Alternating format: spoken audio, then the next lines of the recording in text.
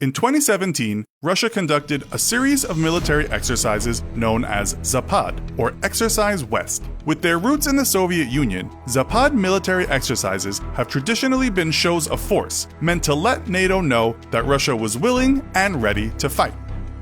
Despite assurances that Russia's 2017 Zapad exercises were nothing more than preparations for counter-terror operations, an exercise that was supposed to feature only 10,000 personnel turned into a 100,000-strong mock invasion of Eastern Europe with one clear message: Russia's military might is back. Today, we look into a very scary scenario. In this episode of the Infographic Show, can Russia really invade Europe?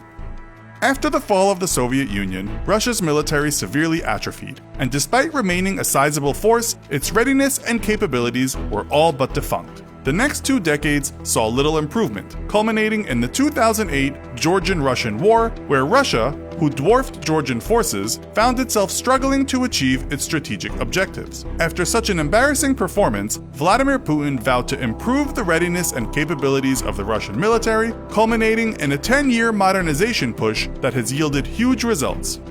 While still mostly a conscript army, Russia's military is seeing a huge expansion in the size of its volunteer forces, an important development given the drastically better performance and morale of an all-volunteer military force such as the US versus a conscripted force. New battle tanks and fighter aircraft have also dramatically improved its capabilities both in the air and on the ground, and while its fleets remain a glaring weakness, they would ultimately have limited use in a European war. Russia has also dramatically improved its logistical capabilities, something that it has historically struggled with even under the former Soviet Union. Heavy road transport units for ferrying armor to the front lines via road networks has reduced Russia's reliance on rail transport to get its tanks to the front lines, with rail lines being a natural first target for NATO bombardment. Russia has also doubled down on the one area it has traditionally outperformed NATO in: ground-based anti-air platforms. The introduction of the S-400 and the future deployment of the S-500 anti-air defense system has given NATO war planners serious concerns, and with a range of up to 250 miles, a single battery of S-400 units can threaten large swaths of a European battlefield. Russia has also invested heavily into modernizing its non-strategic nuclear forces, outpacing even the US in this arena. Russia's investments in improved logistics, deadly air defense units, and an upgraded nuclear missile force have clearly signaled its intentions to Russia's observers, and the Zapad 2017 military exercises only confirmed their worst fears. Russia is preparing for, and quite possibly fully ready for, a military invasion of Eastern Europe. So, could it actually do so? NATO maintains an active duty force of about 2 million personnel versus Russia's 1 million. NATO also maintains an air force of 13,000 fighter, strike, and bomber aircraft versus Russia's 3,914. It is on the ground, however, where Russia has the biggest advantage, with over 20,000 tanks versus NATO's 10,000. Yet Russia's official figure has to be taken with a huge grain of salt, as Russia still counts many thousands of decommissioned Soviet-era tanks in its official figures. Not only would these tanks take weeks to recommission and get ready for combat, but they would be wholly outclassed and outgunned by NATO's overwhelmingly modern tank forces. Despite NATO's technologically superior and more numerous forces, though, the military alliance has 2 glaring Achilles heels that Russia is poised to exploit. The first is that the bulk of NATO's capabilities rest with the United States, which does maintain a readiness doctrine of being able to fight and win 2 high-intensity wars at the same time, yet whose forces are geographically distant from Europe, with the bulk of American firepower stationed across the Atlantic. In case of war against Russia, the US's forces in Europe would fight in a defensive posture, awaiting the arrival of supplemental forces from the American homeland, which could take weeks.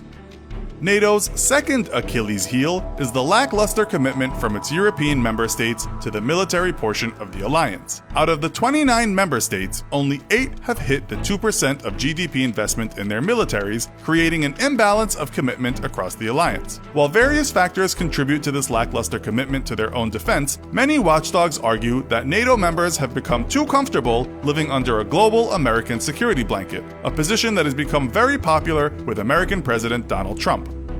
Not only is the lack of appropriate funding weakening NATO as a whole, but the political schisms it has created have only been compounded by President Trump's actions and statements, throwing into serious question American commitment to NATO's Article 5. An attack on one is an attack on the whole. While the American people overwhelmingly support the defense of their European allies in the case of war, should the worst come to pass, it will ultimately be up to the American president how he responds. This uncertainty within the alliance, first in its history, has been capitalized on by Russia, as evidenced by the true scope of its Zapad 2017 exercises. Originally stated to be nothing more than a 10,000-strong counter-terrorism set of fast response exercises, the affair quickly grew to include over 100,000 personnel, sea, land, and air fire support platforms, and hordes of Russian armor. To military observers, the scope of the exercises and even their execution were crystal clear. Russia was practicing a full-scale invasion of the Baltic states. After the Russian invasion of the Ukraine in 2014, NATO bolstered its forces in its member states of Estonia, Latvia, Lithuania, and Poland, deploying 4 multinational battalion-sized battle groups on a permanent rotational basis. As NATO's most vulnerable states, the 4 countries have long feared what they have seen as rising Russian aggression, and know that in the case of war, they will be the first to fight.